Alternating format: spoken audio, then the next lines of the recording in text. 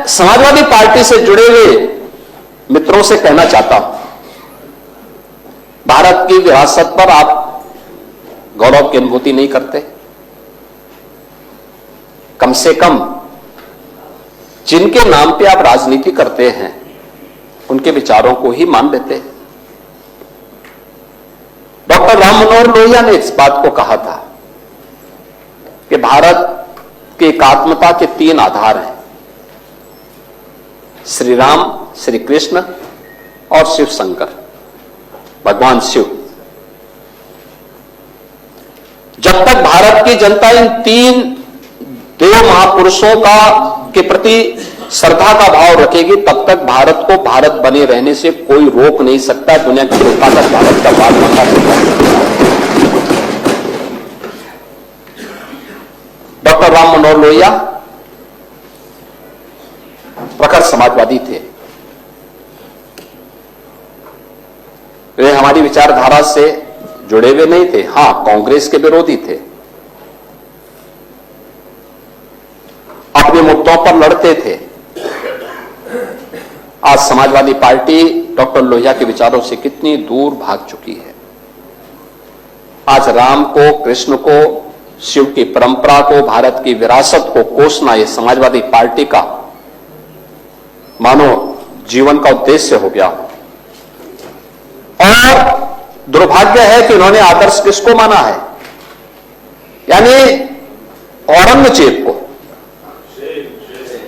औरंगजेब को वे लोग अपना आदर्श मान रहे हैं।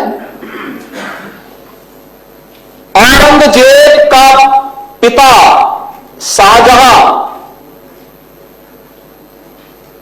अपनी जीवनी में लिखता है, अपनी आत्मकथा में लिखता है कि खुदा करे कि ऐसा कमबख्त किसी को पैदा न हो।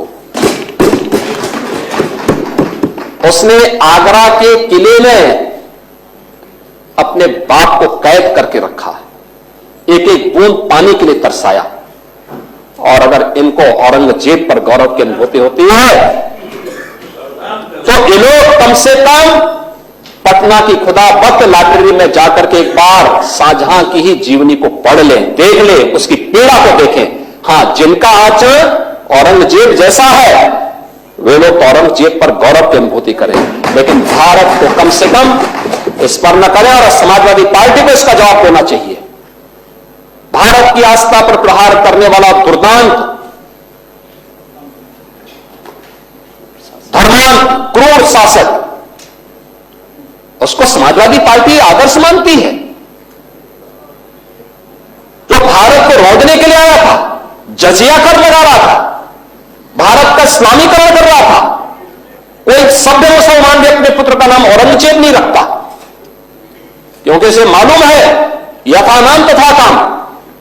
अगर ऐसा नाम रखेंगे तो फिर एक एक बूंद पानी के लिए तरसना पड़ेगा। और शाहजहां ने भी अपनी जीवनी में लिखा है, उन्होंने कहा है कि औरंगजेब को कोसते हुए उसने लिखा कि तुमसे अच्छा तो ये हिंदू है जो जीते जी तो अपने बुजुर्ग मां बाप की सेवा करता है, मरने के बाद श्राद्ध तर्पण के माध्यम से वर्ष में एक बार उन्हें जल देता है। तुम तो मुझे एक एक बूंद पानी के लिए तरसा दिए हो। अब समाजवादी पार्टी यह तय करे, ये पटना की खुदाबख्त ये समाजवादी पार्टी का नेता, आपका विधायक घोषणा करो ना, उस कमबख्त को निकालो पार्टी से और उसको एक बार यूपी भेज दीजिए, बाकी उपचार हम अपने आप करवा लेंगे। जो व्यक्ति छत्रपति शिवाजी महाराज की परंपरा पर गौरव की अनुभूति करने की बजाय लज्जा महसूस कर रहा हो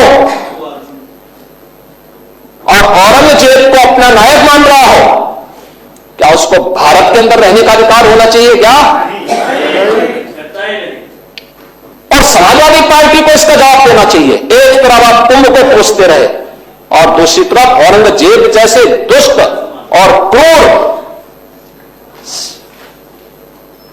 धर्मांत मंदिरों को तोड़ने वाले व्यक्ति को, भारत की आस्था को निर्बलता के साथ रौंदने का कार्य करने वाले व्यक्ति को महिमामंडन करते हो। आखिर कौन सी नस ऐसी आपकी दबी हुई है कि आप लोग अपने उस व्यक्ति पर, उस विधायक पर नियंत्रण नहीं कर पा रहे हैं? और इसीलिए मैं कहना चाहता हूं कि व्यक्ति के विचार अलग हो सकते हैं, मानव खंडन क्यों नहीं समाजवादी पार्टी है? समाजवादी पार्टी खंडन करे इसका। लाल बिहारी सुनिए, समाजवादी पार्टी को लाल बिहारी समाजवादी पार्टी को इसका खंडन करना चाहिए।